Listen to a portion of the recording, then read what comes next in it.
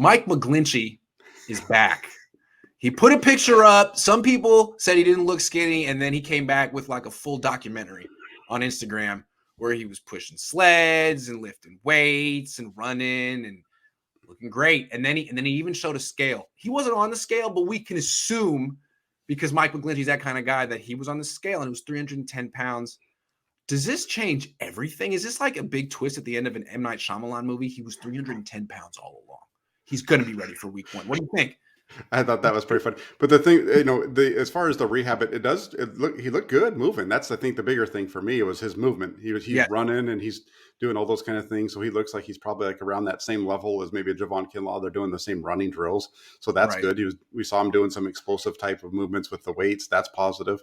The weight thing was kind of funny because we didn't see Mike McGlinchey on the scale. All we saw was the weight. For all we know, he just took a bunch of those plates that they let, for weightlifting, put 310 pounds of weight of plates on the scale and step back. Either that or, who knows what's going on there. But we didn't see Mike McGlinchey on the scale to know that it was actually him that weighed 310 pounds. He could weigh 280 right now. We wouldn't know. Yeah, he could have just been like him holding one weight. Here I am. Exactly. I'm 310. Didn't see it. So, whatever. We'll see how that works. But I was impressed by the movement that we were seeing from him. And it does change my view a little bit of the way that offensive line might be put together in 2022. Yeah. A few weeks ago, I was thinking, man, this offensive line is getting worse and worse. It's really bad. Then on the other hand, look at the Bengals, right? The Bengals gave up the most sacks in the league last year. The year before, they got Joe Burrow really injured. They still went to the playoff. They still went to the Super Bowl this year because they were correct in drafting a wide receiver over an offensive. Offensive line is important, but I think playmakers are more important because if you can get the ball out of the quarterback's hands immediately, then the trenches don't matter, and all of a sudden it's about players in space.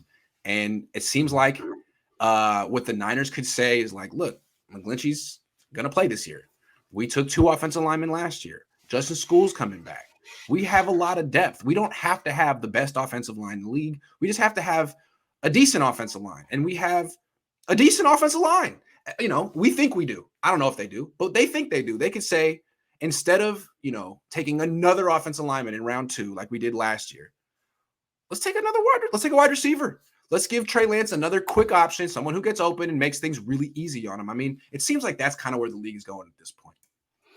Yeah, 100%. The NFL is a quarterback-driven league. Quarterback and having explosive guys on the outside. That's really how it's been. So that's why kind of throughout the offseason, I've been saying that the 49ers' success is going to come down to what they do with the quarterback. If the quarterback is healthy and can stay healthy, I think they're going to be a team that's going to be in the hunt. That's right. And that's whether it's Jimmy Garoppolo or Trey Lance, whatever. That's why the 49ers have always been successful. I mean, for me, it's also based on the fact that in 2019, they won a lot of games with Justin School playing left tackle in place of Joe Staley. And then last year with Tom Compton be able to play right tackle, and they were able to make it through that. And then even in 2020, I think that team is better if the quarterback plays just better. Sure. I would say, though, that what's going to happen to Trey Lance this year is he's going to get hit a lot of times. And, I mean, we'll see. Joe Burrow got hit a lot of times last year, and he made it through the whole year. He did mess up his thumb, and he had got some injuries, but Trey Lance is going to get hit a lot of times, and that's sort of the trade-off you make if you want to build your offense around playmakers. That's what happened to Seattle, right? They were building their offense technically the right way. They have explosive DK Metcalf, Tyler Lockett, Russell Wilson. Wilson got hit so many times, he was like, I don't want to do this anymore. I'm out. I don't want to do it. And they couldn't explain to him, like, actually, this is the right way to build a team. So I just, it's the right way to do it until your quarterback gets hurt, essentially. So I just hope that it can't be bad. And if the choice at left guard is Banks versus Jalen Moore and neither one is good, then you got a problem, right? I mean, Daniel Brunskill is good enough. Daniel Brunskill is definitely good enough. Mack is good enough. We'll see about McGlinchey. Well, we'll see what he is. We'll see. I'm a little skeptical on the right tackle position, although they have won a lot of games with backups at that position. So I get it. I do get it. Yeah, with the McGlinchey piece, if McGlinchey's able to be healthy, though, I think that could change up who plays right guard. That I think if McGlinchey's your guy from day one and he shows that he can do that, then Jalen Moore now becomes more of a is he fighting with Brunskill for the right guard spot, or is McKivitz going to play guard too? You could have a whole competition there. Yeah, sure. Yeah. Yeah. And again, you don't have to have the best offensive line in the league, but you just can't have a bad one. And I think the Niners one right now is borderline bad. But if McGlinchey comes back, if some of these young guys emerge, it could be perfectly fine. And that's okay. Yeah. Yeah. And you also mentioned, the Seattle situation with Russell Wilson.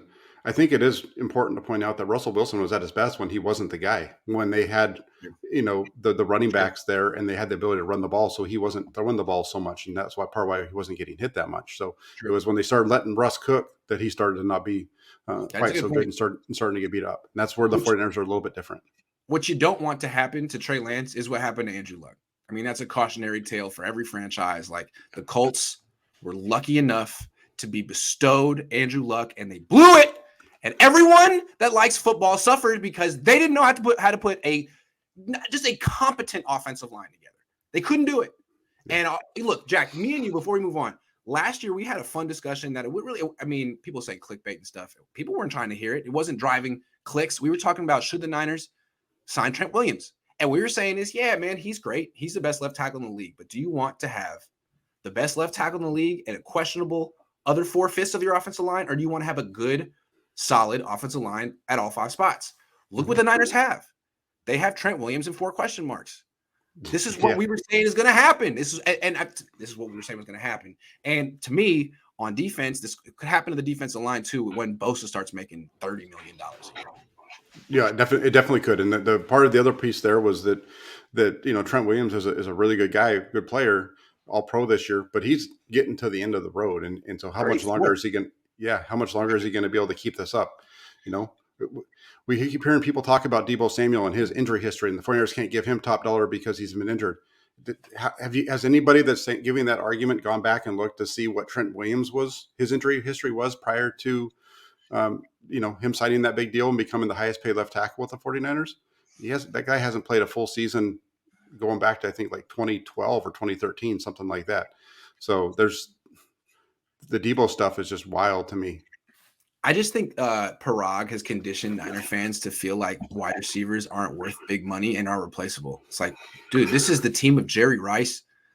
Come on. Are you telling me that if in 1990 or 1988 Bill Walsh had to choose between Jerry Rice and an all-pro defensive end, he would have chose the defensive end because you can't give away are you kidding me? This is the 49ers. People should know this. Playmakers matter. Oh yeah, 100%. There's no way that he would have gone for. He wasn't moving off from Jerry Rice. He would have moved to quarterback before he was going to move Jerry Rice. He almost did. Good call. Big Daddy G says, "I'm laughing my ass off. I'm glad the name made you guys laugh. I'm changing it. LOL." It's just, I don't know. Big Daddy. If that's what you want people to call you, I mean, that's on you. You're the one. You're the customer.